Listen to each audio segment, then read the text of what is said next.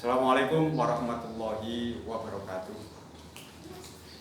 Anak-anakku yang aku banggakan, syukur alhamdulillah pada saat ini kita bisa berjumpa lagi, bermuajah.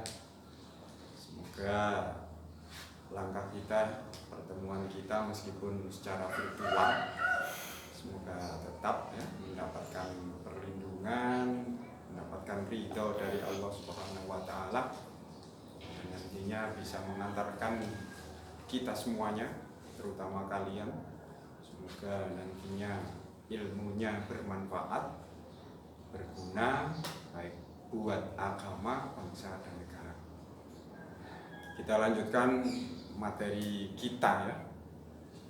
Pertemuan demi pertemuan meskipun secara virtual, tetap Pak Umam berharap semoga ilmu yang disampaikan atau kita belajar bersama-sama itu betul-betul bisa mengantarkan kalian bisa mencapai segala keinginan dan cita-cita kalian, dan bermanfaat, terutama itu bermanfaat. Jadi ilmu yang kalian dapatkan, ilmu apapun itu, semoga bermanfaat dan berguna buat agama, bangsa, dan negara, bisa membanggakan kedua orang tua kalian. Materi kita yang kemarin masih melanjutkan, yaitu berbusana muslim dan muslimah, mencerminkan kepribadian dan keindahan. Tapi nantinya kita bicarakan tentang surat Al-Ahzab dan surat An-Nur. Semoga nantinya juga tambahan buat kita semuanya ya, supaya bisa lebih baik lagi.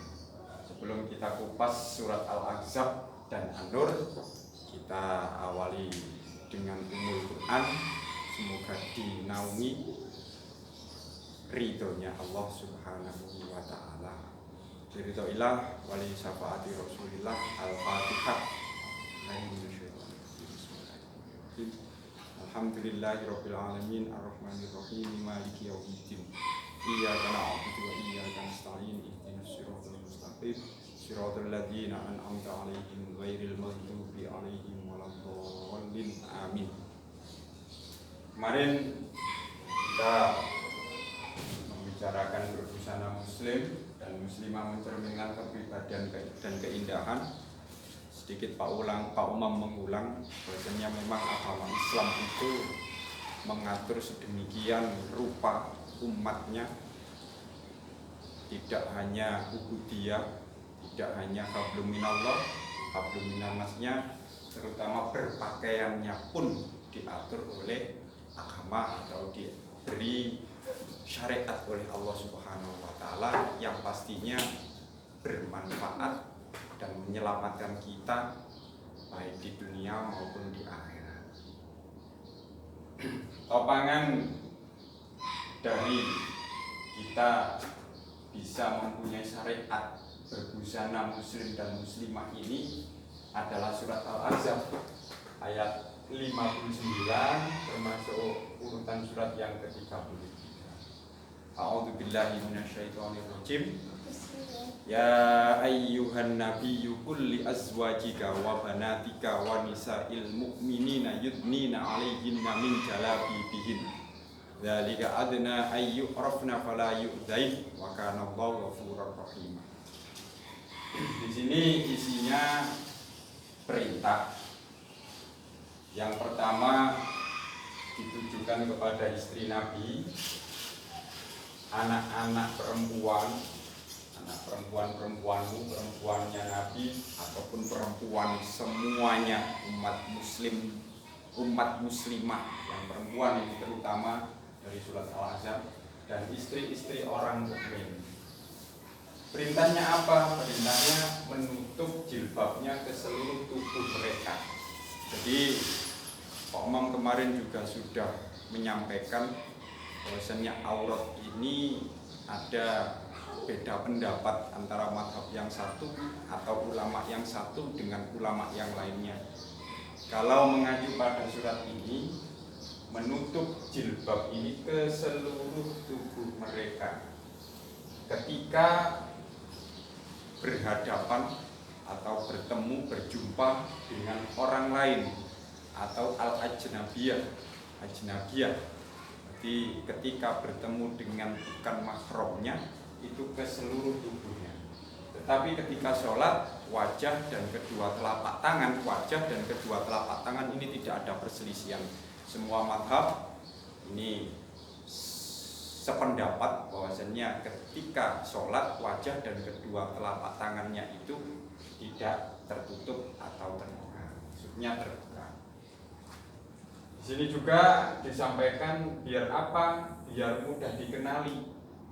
Jadi pada saat itu orang Islam atau mukminah yang perempuan muslimah, orang muslimah ini biar ada beda dengan orang-orang yang memeluk agama lain, termasuk pada saat itu budak itu budak yang perempuan itu auratnya sama dengan laki-laki, jadi baina surah warubah. Dan pada saat itu biar ada pembeda antara orang Islam dengan orang lain, itu yang membedakan adalah memakai jilbabnya. Jadi ke seluruh tubuhnya biar bisa atau mudah untuk dikenali. Yang kedua, biar tidak diganggu. Jadi Pak Omong kemarin juga sudah menyampaikan ada kalanya tindak kriminalitas itu disebabkan oleh orangnya. Jadi ketika berpakaian yang tidak menurut syariat agama Islam, itu bisa jadi orangnya itu rawan untuk mendapatkan musibah atau sesuatu yang tidak diinginkan.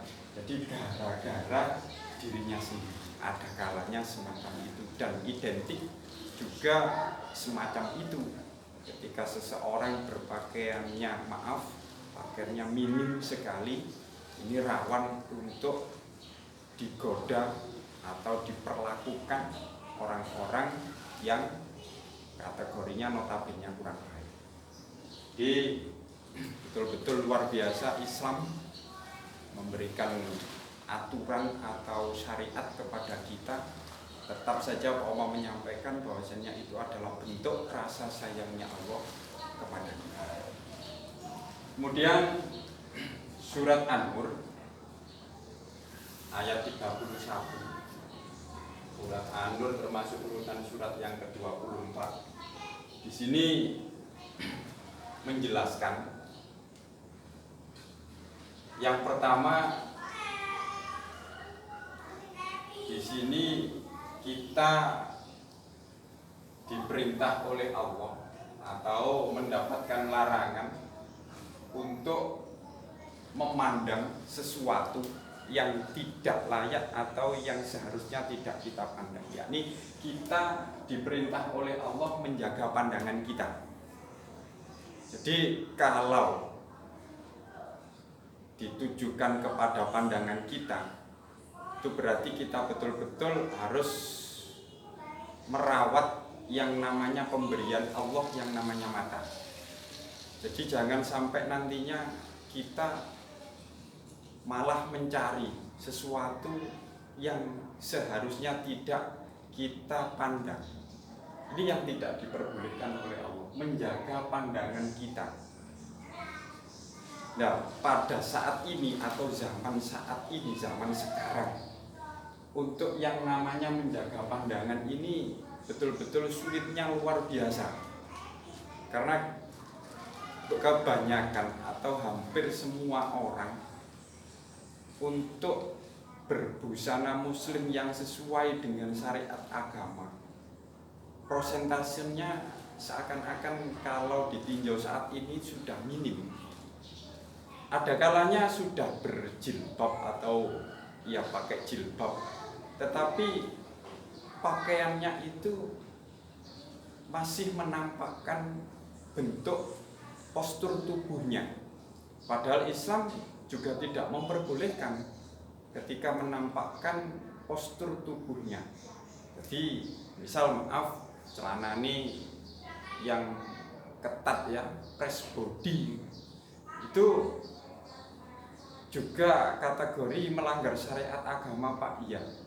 Jadi untuk menjaga pandangan ini kalau saat ini itu betul-betul ya bisa dikatakan sulit, tapi masih dikategorikan alhamdulillahnya tertutupi pakai hijab atau pakai jilbab. Dan yang notabene yang tidak memakai jilbab juga tidak sedikit, banyak sekali. Makanya ya kembali kepada diri kita. Karena ini juga termasuk perintahnya Allah, kita menjaga pandangan kita. Karena pandangan itu bisa jadi awal orang melakukan perbuatan yang tidak diperbolehkan agama. Jadi maksiat itu atau melakukan tindak kriminal itu biasanya diawali dari pandangannya. Jadi ini juga perintah bagi kita semuanya supaya kita itu menjaga pandangan kita ya semaksimal mungkin, karena ini memang perintahnya Allah. Kalau maksimal, betul-betul maksimal dikaitkan dengan zaman semacam ini, betul-betul luar biasa sulitnya. Kalau bisa, ya berarti tergolong orang yang luar biasa. Yang kedua, memelihara kemaluannya. Jadi Pak Umam juga berdoa kepada semua murid-murid Pak Umam, terutama kalian semuanya, semoga bisa betul-betul menjaga kemaluan. Jadi menjaga kemaluannya ini merembetnya itu betul-betul luar biasa. Naudzubillah ya, misal contohnya kalau memang betul-betul tidak bisa menjaga kemaluannya sampai terjadi perzinaan, maaf ya, misal naudzubillah juga, semoga tidak pada semua kalian dan keturunannya kalian semuanya, Pak Umam juga semoga tidak sampai terjadi yang namanya tidak bisa menjaga kemaluan. Sampai terjadi misal hamil di luar nikah, itu nantinya ketika terlahir terus anak perempuan, menurut agama Islam itu bukan termasuk atau bukan dikategorikan nasab kepada ayahnya. Jadi kalau dikategorikan memang bukan anaknya secara syariat, kalau secara biologisnya memang putrinya, tapi secara syariat bukan termasuk putrinya. Karena apa? Karena dia dihasilkan dari luar nikah. Jadi tidak mendapatkan warisan, tidak bisa dikaitkan dengan ayahnya. Misal namanya siapa? Susi binti Abdurrahim, nggak bisa. Karena dia terlahir di luar nikah. Itu dampaknya itu nantinya panjang. Kalau sudah besar seandainya menikah, ayah biologisnya itu tidak bisa menjadi seorang wali kepada dirinya. Loh, kan ya jajarannya itu panjang. Besok nikah, ayahnya tidak bisa menjadi wali, tidak sah menurut agama. Karena apa? Karena dia bukan termasuk putrinya. Kalau bukan termasuk putrinya, berarti hubungannya memang tidak ada nasab dengan ayahnya. Secara biologis memang putrinya. Jadi kalau menurut agama bukan termasuk putrinya. Jadi betul-betul ini nantinya dampaknya itu jauh, sampai merembet meskipun besar itu tidak bisa dikategorikan keluarga atau nasab menurut agama. Yang ketiga, perintah dari surat An-Nur ini adalah menjaga aurat. Jadi topangan dari surat Al-Ahzab ini larinya ke sini juga, di sini juga dijelaskan atau diperintahkan oleh Allah juga menjaga yang namanya aurat. Jadi kalau bicara tentang aurat, Pak Umam kemarin sudah menyampaikan banyak ulama yang berselisih pendapat, berbeda pendapat tentang aurat orang laki-laki. Kalau orang laki-laki memang baina surah marubah, tapi kalau perempuan ada yang mengatakan ketika bersama atau bertemu dengan orang lain pun itu wajah dan kedua telapak tangan itu tidak apa-apa menurut madhab Hanafi. Tapi kalau madhab Imam Syafi'i di sini seluruh tubuh mereka. Jadi ketika bersama atau bertemu dengan orang lain itu tidak diperbolehkan meskipun wajah dan kedua telapak tangan. Dan di sini ada atau diperbolehkan oleh Allah menampakkan wajah dan kedua telapak tangan. Wajah dan kedua telapak tangan boleh dilihat itu hanya kepada 12 orang. Kepada 12 orang. Ini nanti dijelaskan Pak Umam ketika pertemuan yang akan datang. Jadi surat An-Nur ayat 31 ini menjelaskan menjaga pandangan, larangannya menjaga pandangannya, tidak boleh memandang kepada yang tidak seharusnya kita pandang. Jadi Allah memerintahkan memelihara kemaluannya juga dan menjaga aurat.